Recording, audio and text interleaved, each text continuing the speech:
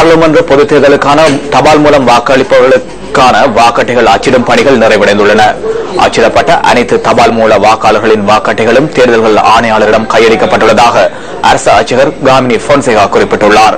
ஏனைய உத்தியோகபூர்வ வாக்கட்டைகள் அனைத்தும் விரைவாக அச்சிடப்படுவதாகவும் அவர் மேலும் குறிப்பிட்டார். இதேவேளை கடந்த ஜனாதிபதி தேர்தலுடன் ஒப்பிடுகையில் இம்முறை கிடைத்துள்ள விண்ணப்பங்களின் பிரகாரம் தபால் மூலம் வாக்களிப்போர் எண்ணிக்கை 25,000 வரை அதிகரித்துள்ளதாக மேலதிக தேர்தல்கள் ஆணையாளர் எம் முகமது தெரிவிக்கின்றார்.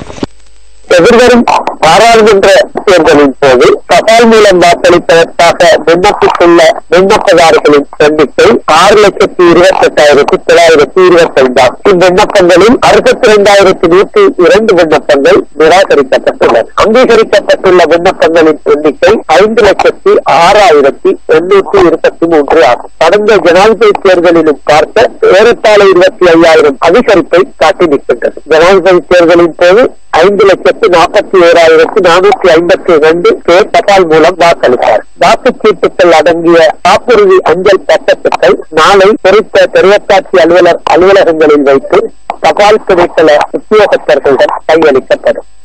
இதனிடையே எதிர்வரும் பொதுத் தேர்தலுக்கான தபால் மூலம் வாக்களிக்கும் நடவடிக்கை 2 கட்டங்களாக முன்னெடுக்கப்பட உள்ளதாகவும் மேலதிக தேர்தல்கள் ஆணையாளர் சுட்டிக்காட்டியுள்ளார்.